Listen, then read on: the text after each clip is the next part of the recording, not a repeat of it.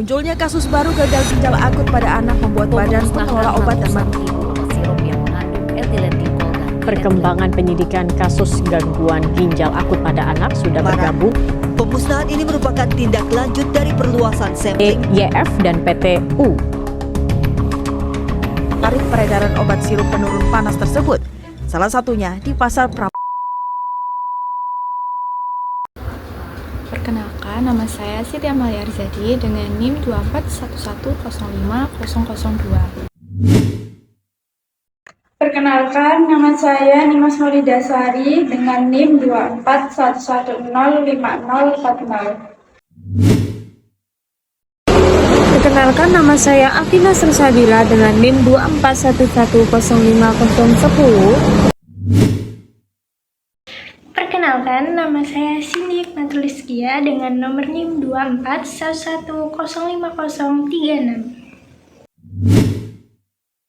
Kelompok kita akan mempresentasikan hasil diskusi terkait kasus yang berjudul Kasus Obat Sirup Beracun, apa kewajiban industri farmasi dalam produksi obat aman dan bagaimana praktiknya. Kasus obat sirup beracun terjadi di Indonesia pada tahun 2022, di mana sejumlah anak-anak mengalami kerusakan ginjal akut hingga meninggal dunia setelah mengonsumsi obat sirup tersebut. Hasil investigasi menunjukkan bahwa beberapa obat sirup terkontaminasi dengan etilen glikol dan dietil glikol, berasal dari bahan baku pelarut yang tidak memenuhi standar keamanan. Kasus ini terungkap melalui laporan media dan hasil pengujian Badan Pengawas Obat dan Makanan (BPOM). Obat-obat yang terbukti berbahaya kemudian ditarik dari peredaran. Selanjutnya, di sini saya akan menjelaskan tentang beberapa definisi dari kata kunci yang telah kami temukan dalam kasus ini. Yang pertama adalah etilen glikol dan juga dietilen glikol, yaitu pelarut organik yang sifatnya itu higroskopis, tidak berbau, tidak berwarna, tapi rasanya itu manis. Juga merupakan senyawa toksik yang dapat mengakibatkan gangguan ginjal akut. Kemudian yang kedua adalah CPOB, yaitu cara pembuatan obat yang baik, di mana merupakan pedoman wajib dalam proses produksi obat agar mendapatkan obat yang berkhasiat aman dan juga bermutu. Kemudian adalah QC atau quality control atau pengawasan mutu, merupakan sistem pengujian untuk memastikan nih bahan baku dan juga bahan tambahan yang digunakan dalam pembuatan obat tersebut telah memenuhi standar.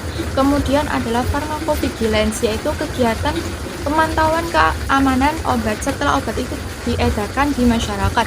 Kemudian ada recall obat, yaitu kegiatan di mana penarikan obat karena obat tersebut tidak memenuhi persyaratan keamanan. Selanjutnya, untuk hasil yaitu ditemukan senyawa berbahaya seperti etilen glikol dan dietilen glikol pada sirup paracetamol.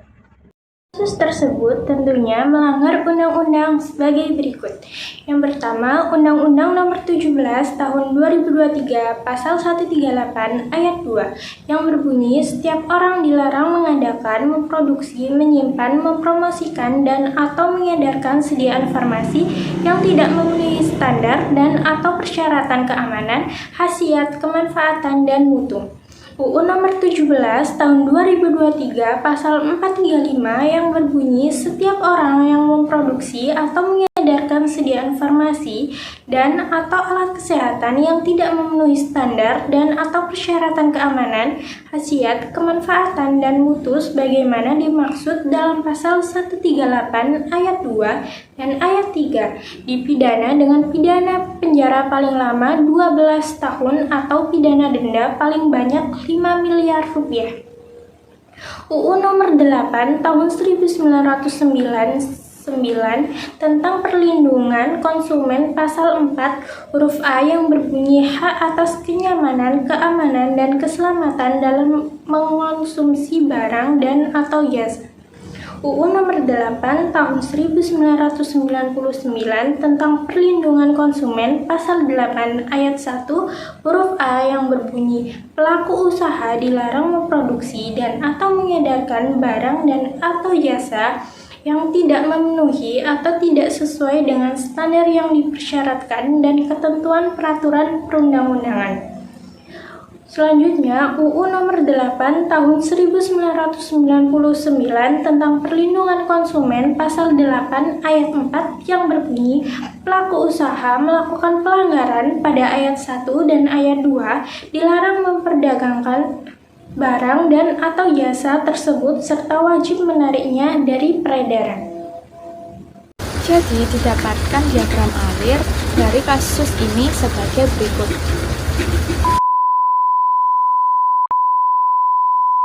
Yang terakhir kesimpulan yaitu berdasarkan kasus obat sirup yang terkontaminasi etilen glikol dan dietilen glikol hingga menyebabkan banyak anak mengalami gangguan ginjal akut hingga kematian setelah mengonsumsi obat sirup tersebut.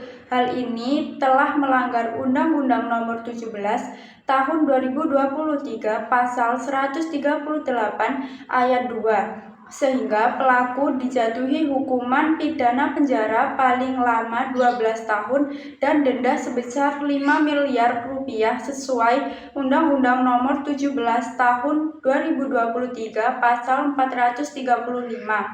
Juga melanggar Undang-Undang Nomor 8 Tahun 1999 tentang Perlindungan Konsumen Pasal 4 huruf A dan Pasal 8 ayat 1 huruf A, sehingga dilakukan penarikan dari peredaran sesuai Undang-Undang Nomor 8 Tahun 1999 tentang Perlindungan Konsumen Pasal 8 ayat 4.